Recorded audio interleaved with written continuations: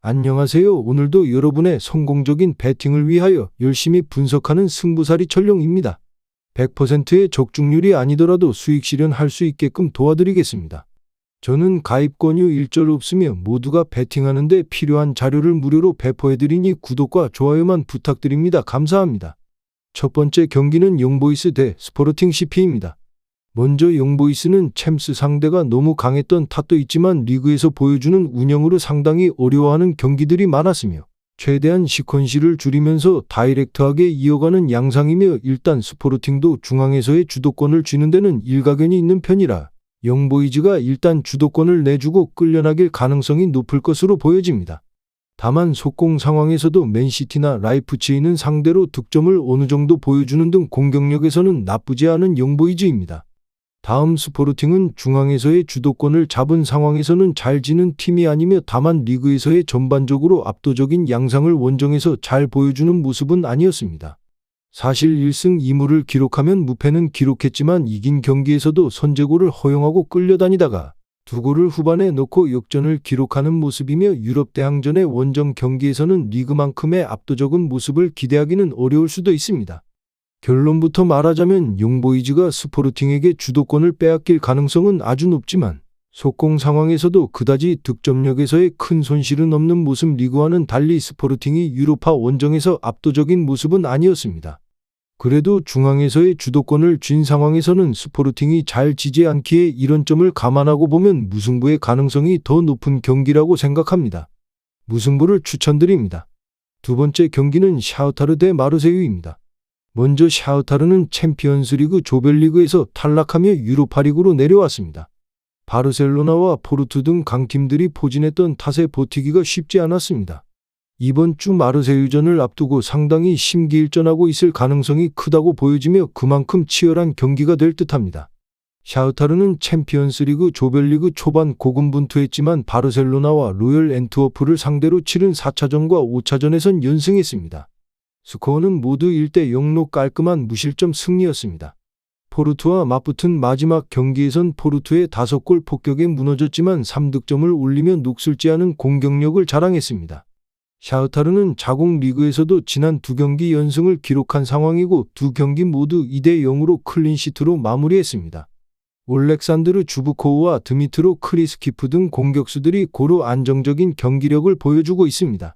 다음 마르세유는 유로파리그 조별리그에서 아약스와 아테네를 누르고 브라이튼에 이어 2위를 기록하며 노가웃 라운드로 넘어왔지만 전망은 밝지 않습니다. 최근 들어 리그왕에서 워낙 애를 먹고 있는 탓이며 마르세유는 지난 리그왕 5경기에서 승리하지 못했습니다. 이달 초엔 리그 최약체로 전락한 올랭피크 리옹을 상대하면서도 1대 0으로 졌습니다. 지난 3경기에서 4골을 상대 팀에 내준 것도 팬들을 불안하게 하는 요소입니다. 한동안 골을 몰아치던 피에르 에메릭 오바메양도 지난 2경기에선 침묵했습니다. 결론부터 말하자면 다만 전통 강호인 마르세유의 공격력을 무시하긴 어렵습니다. 샤흐타르가 유럽 대항전에서 늘 탄탄한 수비로 맞서 오긴 했지만 마르세유를 상대로 클린시트 승리를 거두긴 쉽지 않을 듯합니다. 최종 승부에선 샤흐타르가 우위를 점하는 가운데 양팀 골망이 모두 흔들릴 가능성에 기대를 거는 편이 좋겠습니다. 오버를 추천드립니다. 세 번째 경기는 랑스 대 프라이부르크입니다. 먼저 랑스는 실리의 교과서적인 팀입니다. 전술적인 흐름을 잘 타는 선수들이 하고자 하는 것을 이루는 타입입니다. 그래서 패스량이 불필요하게 많이 챙기지 않고 볼을 소유할 때 공격진들의 움직임에 따라 패스 경로가 좋은 편입니다. 그래서 패스 대비 슈팅이나 예상 득점, 빅찬스 메이킹 모두 우수한 팀입니다. 이것은 리그 전체 모든 팀들 상대로 가지고 있는 것으로 특정한 팀들 상대로 나오는 게 아닙니다. 이 방식을 대부분 3-5-2 체제에서 좌우 중미가 도맡고 있으며 가장 우수한 패서는 디우프입니다. 일단 공격적 오버랩은 하지 않지만 빠르고 낮은 궤적으로 깔아주는 패스가 일품이라 주로 공격적 장거리 패스는 디우프에서 나옵니다.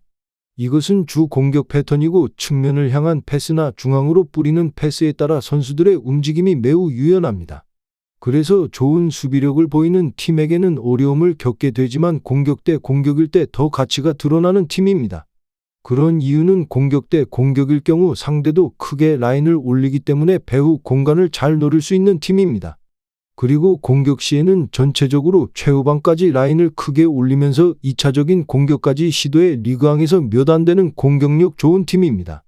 이것은 특정한 선수들이 기복 없이 잘 이끌고 있기 때문인데 전력 누수가 없는 상태이고 홈 이점이 있기 때문에 충분히 리그에서 하던 것처럼 잘 해낼 수 있을지도 모릅니다. 다음 프라이부르크는 수비 초토화인 체제에서 3경기 동안 문제가 여실히 드러났습니다. 아직까지 완전체가 되지 않은 수비진 상태에서 원정 경기를 떠나게 되는데 일단 정상적인 스쿼드로 갖추더라도 중원에서 장악력을 가질 능력이 안 됩니다. 이 팀은 주로 측면 활용을 잘하는 편인데 풀백부터 측면 미드필더까지 스위칭 역할을 잘하면서 하프스페이스 공략과 중앙으로 지원하는 방식이 일정하게 공격적입니다. 이것이 여러 플랜이 짜여져 있는 틀에서 움직이고 있어 상대가 제대로 파악하지 못하면 좋은 득점 상황을 만들어낼 수 있지만 랑스의 경우에는 상대가 그러한 과정을 밟기도 전에 먼저 더 공격을 많이 하는 팀이라 이 경기는 중원에서 싸움에서 이기는 팀이 승기를 잡을 수 있다고 보여집니다. 그래서 중원의 수비적인 능력을 보게 되면 누가 더 낫다고 판단하기 힘드나 공격적인 역할을 보게 됐을 때 프라이부르크는 4-2-3-1 체제에서 투볼란치의 역할이 뚜렷합니다. 결론부터 말하자면 프라이부르크는 수비 능력이 좋은 것은 아니지만 롤 자체가 투볼란치로 형성되어 있어 공격적 지원은 공격수들이 하고 있기 때문에 다득점을 만들어내는데 한계가 있을 수 있습니다. 반면 랑스는 정예 멤버 제외하고도 어리고 유능한 선수들이 제 역할을 톡톡히 하고 있습니다. 그래서 홈 이점과 뎁스가 보다 넓은 랑스는 정예로 해결되지 않아도 후반에 교체되는 선수들의 활약을 통해서 충분히 홈 승리를 예상해 볼 수 있습니다. 랑스의 승리를 추천드립니다. 마지막 경기는 브라가 대 카라바오입니다. 먼저 브라가는 챔피언스리그 조별 예선 C조에서 레알 마드리드와 나폴리에 이어 3위로 마감하며 이번 플레이오프에 나서게 됐습니다. 당시 치른 6경기에서는 1승 1무 4패의 기록을 거뒀습니다. 지난해 10월 4일 조별 예선 매치데이 2에서 우니온 베를린을 상대로 거둔 3-2 원정승이 유일한 승리였으며 나머지 경기에서는 매우 지지부진했습니다. 물론 이번 플레이오프 1차전을 홈에서 치르게 됐지만 브라가 입장에서는 마냥 기뻐할 수만은 없습니다. 최근 홈에서 치른 4번의 메이저 유럽 클럽 대항전 경기에서 단 한 번도 승리하지 못했기 때문입니다. 게다가 2월 12일 펼친 최근 경기인 스포르팅과의 리그전에서는 무려 5-0으로 패하며 사기가 크게 떨어져 있습니다. 이번 중요한 경기를 앞두고 브라가에게는 천군만마와 같은 스트라이커 시몬 반자가 팀에 복귀했습니다.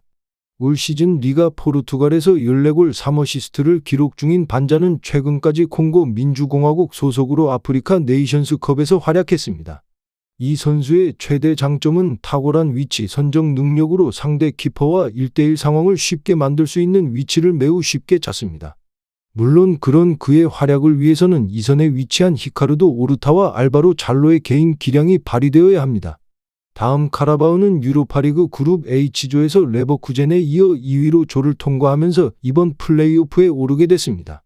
그룹 예선 성적은 3승 1무 2패로 상당히 좋은 편이었으며 비록 패하긴 했지만 지난해 11월 10일 현재 분데스리가 1위를 달리고 있는 레버쿠젠을 상대로 홈에서 상당히 몰아붙이는 모습도 보여줬습니다. 카라바오는 자국 리그인 아제르바이잔 프리미어리그에서 가장 큰 클럽으로 올 시즌에도 22경기에서 16승을 거두며 압도적인 1위를 달리고 있습니다. 게다가 해당 기간 무려 55골을 기록하는 등 막강한 공격력을 보유하고 있습니다.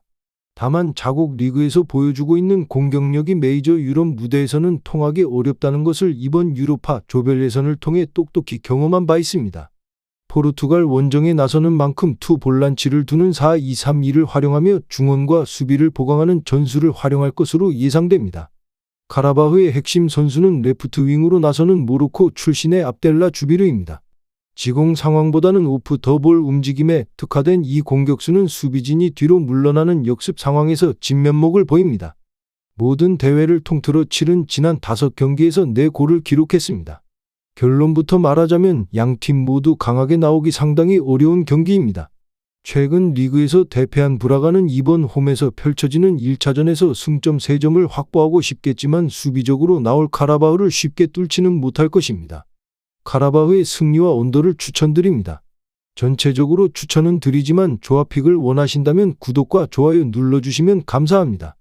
배팅하시는데 도움이 되셨다면 구독과 좋아요 부탁드립니다. 영상 시청해주셔서 감사합니다.